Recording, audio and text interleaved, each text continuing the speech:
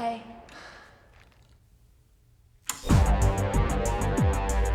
Requiem for a Dream is part of a great movement of independent filmmaking in the 90s that wanted to change the perception of American film as an art form.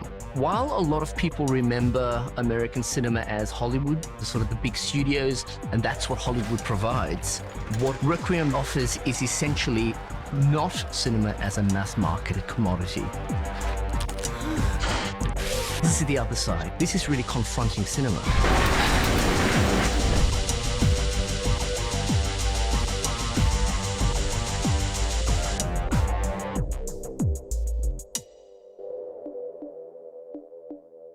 Aronofsky had come off Pi.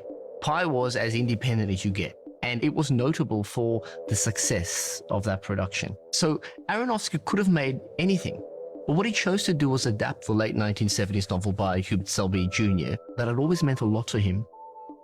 And he wanted to tell a story that it was deeply personal for him as well in terms of his own interest in psychological states and desires and addiction. So the major theme is about addiction. That addiction is not just drugs. It's addiction to media, for example. It's addiction to money.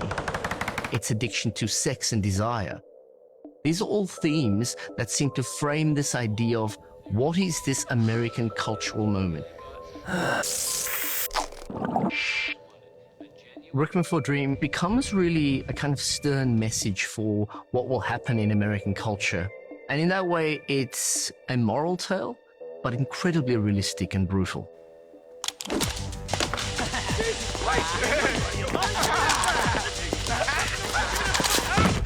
Anything else? I think Aronofsky is very interested in exploring internal lives. Nah, nothing, I'm right. His films have attempted to understand deep psychologies. Harold, please, not again, the TV. And he's fascinated by the perception of characters and the way they experience the world. So what we see in Requiem for a Dream from frame number one is a highly expressive way of shooting the world. I can't think of many films that are as audacious in terms of visual style and sound design. He was willing to do anything to show how addiction impacts the way they perceive the world. And we're going to see a movie from the crystallized subjectivity of a character. For example, he will use a fisheye lens to radically distort space. The further the film progresses, the more space starts to get elongated, distorted.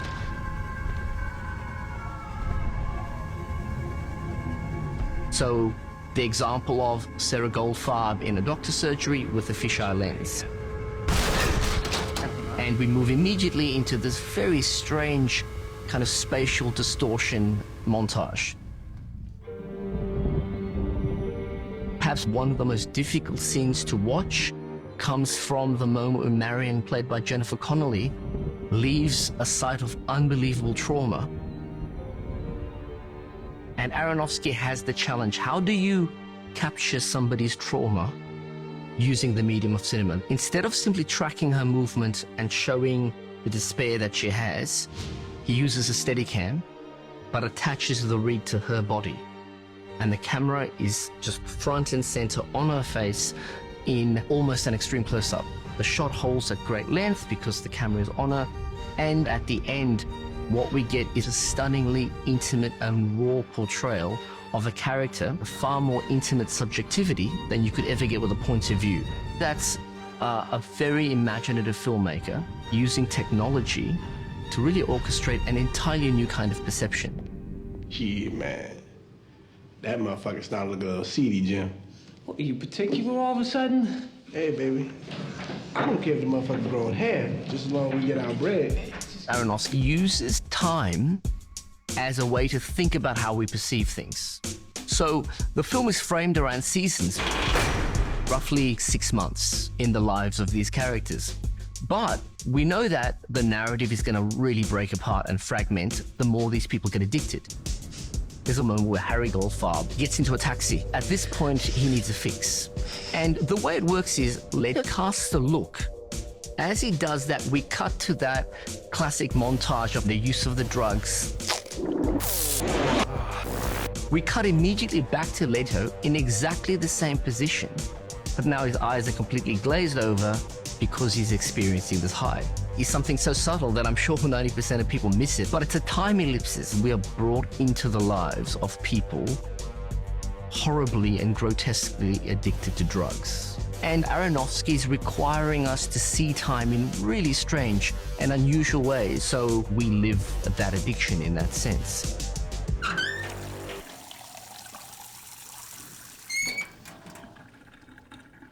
The human body is central to Requiem for a Dream. And in fact, I would say a larger philosophical premise in the film, that we experience our lives in a very significant way through our bodies.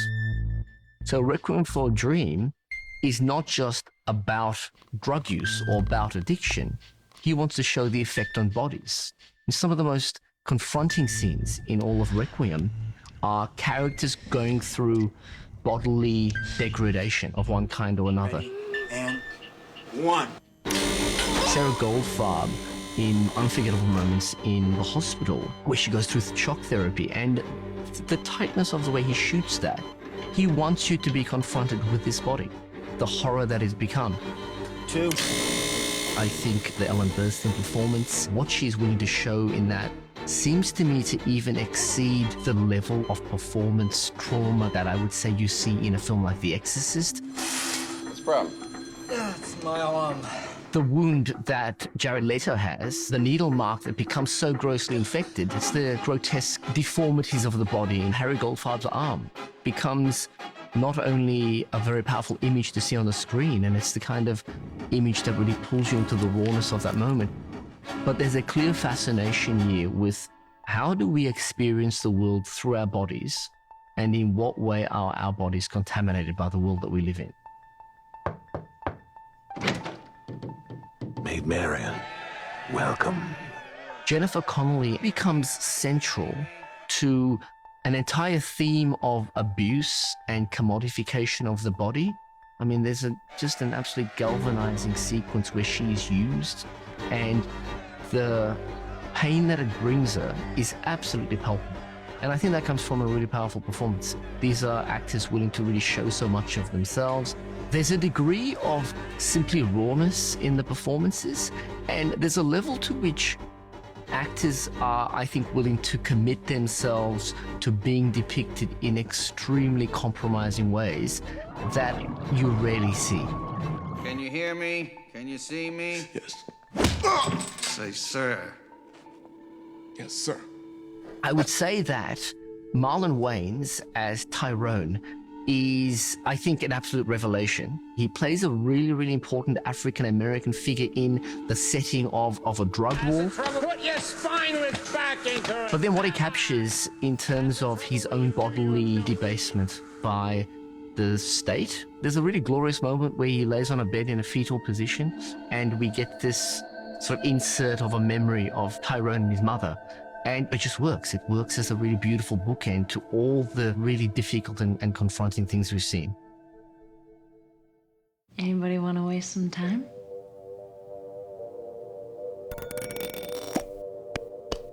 With Requiem for a Dream, the sound is as important and as carefully thought about in terms of design as the visual image. Requiem is that brilliant example of a team of people working on sound layering that creates its own level of expressivity.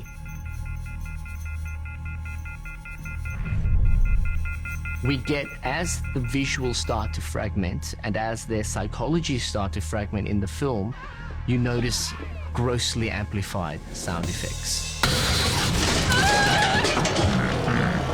The sound of the fridge moving, for example, creates a kind of sentient monster of, a fridge. And that sound design is part of, I think, a larger aesthetic, which is all really about excess.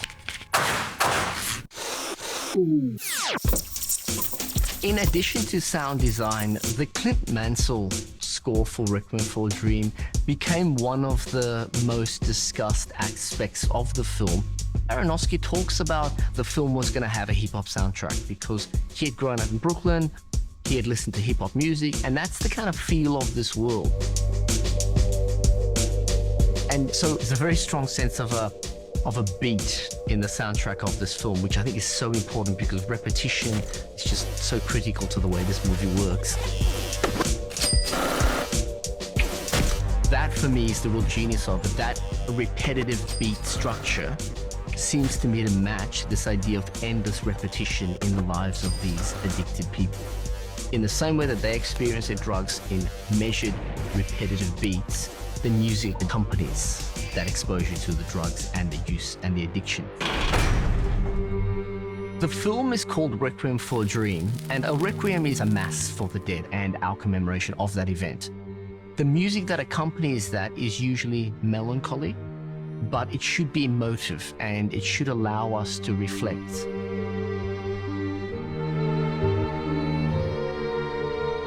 I would say that the Mansell score perfectly captures this. That by the end, what I'm left with is this kind of musical accompaniment to a funeral, to the ending of things. And that takes me back to the overarching theme of the film. It's a requiem for an American dream. And I don't think that's overstating the ambition of the film. It's clearly in a larger tradition of films that are trying to interrogate what is the nature of this American cultural moment. It's about addiction, it's about disease, deformity, and therefore the musical score functions as a kind of requiem accompaniment. On our way, baby. We are on our way. I do think the legacy of Requiem for a Dream has been very strong.